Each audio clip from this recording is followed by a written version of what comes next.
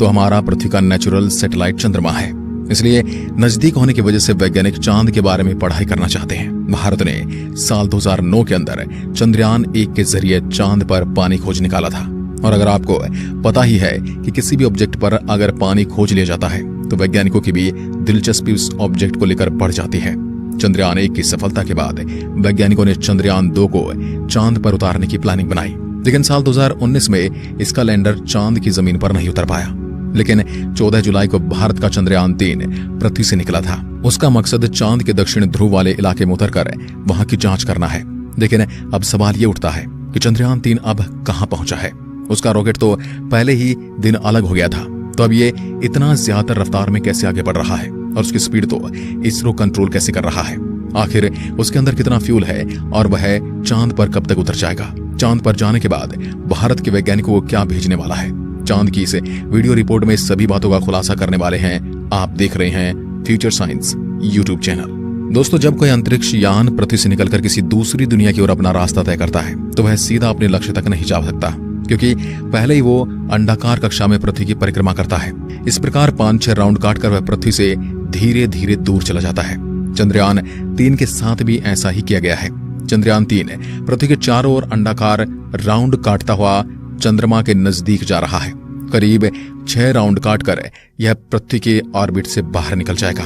अभी हाल फिलहाल इसरो की ताजा जानकारी के मुताबिक चंद्रयान 3 पृथ्वी के अंतिम राउंड में पहुंच चुका है, यानी कि पृथ्वी की चारों ओर यह लास्ट राउंड काटकर वह सीधा चांद के रास्ते पर निकल पड़ेगा। जैसे कि आप इस वीडियो में देख सकते हैं, चंद्रयान करीब 31 जुलाई को पृथ्वी के चारों ओर ये सारे चक्कर पूरे कर लेगा। अब आप सोच रहे होंगे कि चंद्रयान 3 को चांद पर भेजने के लिए बनाया, तो फिर से पृथ्वी के चारों ओर इसे क्यों घुमाया जा रहा है, सीधा ही चांद पर क्यों नहीं भेज दिया जाता। तो दोस्तों, इसका सीधा सा जवाब है कि चंद्रयान 3 को पृथ्वी के गुरुत्वाकर्षण बल से निकालना बहुत जरूरी है। इसके लिए इसरो एक खास तरीके का प्रयोग करता है, यानी चंद्रयान 3 पृथ्वी के चारों ओर परिक्रमा करने का चक्कर धीरे धीरे बढ़ाता जाएगा और एक चक्कर ऐसा होगा जिसमें चंद्रयान पृथ्वी से काफी दूर और चंद्रमा के नजदीक होगा।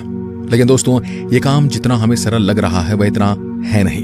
इसमें कई सारे भयानक एक्सपीरियंस का सामना करना पड़ता है।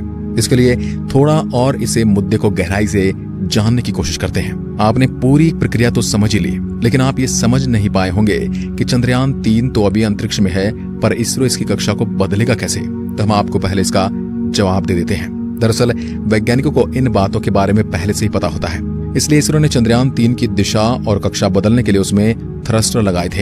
इन थ्रस्टर को चालू करके इसरो चंद्रयान 3 की दिशा और गति को नियंत्रित कर सकता है। 31 जुलाई वह तारीख होगी जब चंद्रयान 3 पृथ्वी से 1 लाख किलोमीटर दूर चला जाएगा। और फिर आपको यह रास्ता दिख रहा है, चंद्रमा और पृथ्वी के बीच का। इस रास्ते पर यह मुसाफिर चल पड़ेगा। इस रास्ते पर लगभग 5 दिन तक यह यात्रा करके चंद्रमा के नजदीक पहुंचेगा और 5 से 6 अगस्त को हमारा चंद्रयान 3 चांद की कक्षा में प्रवेश करने के लिए तैयार हो जाएगा। यहाँ पर वैज्ञानिक फिर से वही प्रोसेस अपनाएंगे और मॉड्यूल सिस्टम को चालू करके थ्रस्टर्स के जरिए इस चांद की कक्षा में इसे स्थापित कर दिया जाएगा। फिर राउंड के जरिए ये धीरे धीरे चंद्रमा के नजदीक जाता चला जाएगा। फिर 17 अगस्त की तारीख को पेलोड, लैंडर और रोवर मॉड्यूल से अलग हो जाएंगे और फिर लैंडर और रोवर चांद के अंडाकार कक्षा में आएंगे। चांद की कक्षा में आने के बाद वैज्ञानिकों का काम इसकी गति को धीमा करना होगा। इसके लिए चंद्रयान 3 में लगे हुए थ्रस्ट को इसकी गति के उल्टी दिशा में चलाया जाएगा और 23 अगस्त को दिन आएगा जब यह मुसाफिर चांद की उस रहस्यमय जगह पर उतर जाएगा। वैज्ञानिकों ने किसी भी समस्या से बचने के लिए कई अलग रास्ते की खोजें भी की हैं। लैंडर और रोवर को पहले से कहीं ज्यादा मजबूत बनाया गया है, जिसमें चंद्रयान 2 जैसी किसी भी गलती के बारे में बचा जा सके।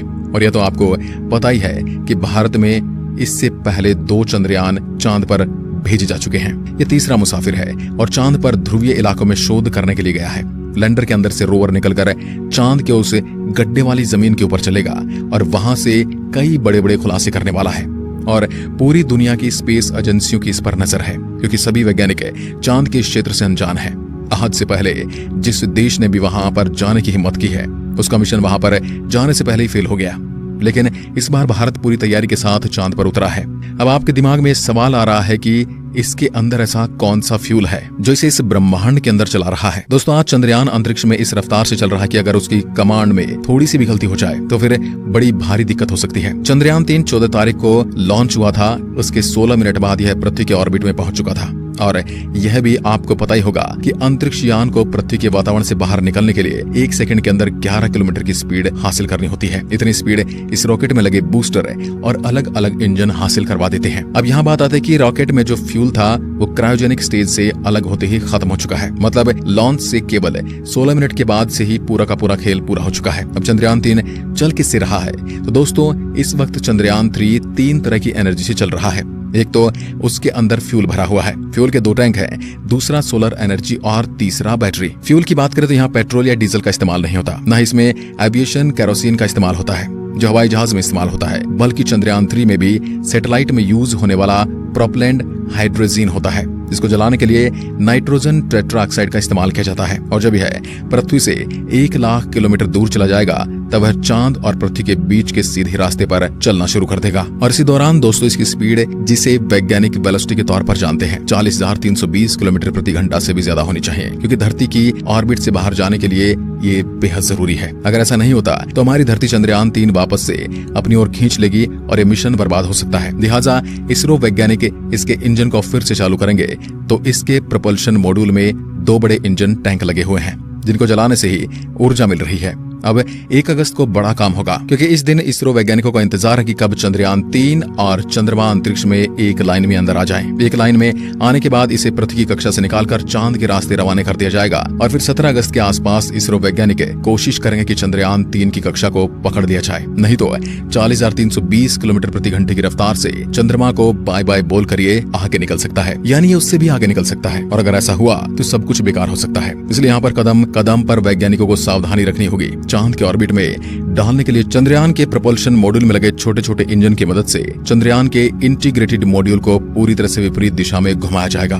चांद की कक्षा पकड़ने पर धीरे धीरे यह चांद के नजदीक चला जाएगा। 23 अगस्त के दिन वैज्ञानिक अंदाजा लगा रहे हैं कि यह चांद के उस हिस्से में जाकर उतर जाएगा जहां पर आज से पहले कोई नहीं गया है। यहाँ तक कि बड़ी बड़ी स्पेस एजेंसियों के अंतरिक्ष यान भी इस जगह पर औंधे मुंह गिर जाते हैं। वहां पर भारत का यह मुसाफिर उतरने वाला है। चांद का दक्षिणी ध्रुव इलाका है जहां पर क्रेटर यानी गड्ढों की भरमार है। कुछ गड्ढे तो सैकड़ों किलोमीटर गहरे हैं और सैकड़ों किलोमीटर चौड़े ही। कोई भी मिशन में दिलचस्पी इसलिए भी बढ़ जाती है कि आज से पहले वहां पर केवल ऑर्बिटर पर ही जानकारी ली गई है, तो सतह पर जाकर किसी भी रोवर ने वहां से जानकारी नहीं भेजी है।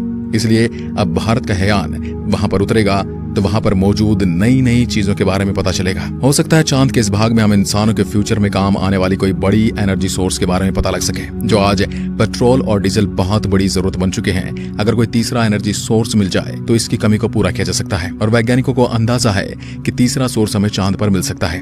बाकी आप इसे लेकर क्या सोचते हैं, कमेंट के माध्यम से जरूर बताएं। वीडियो को अंत तक देखने के लिए आपका बहुत बहुत धन्यवाद।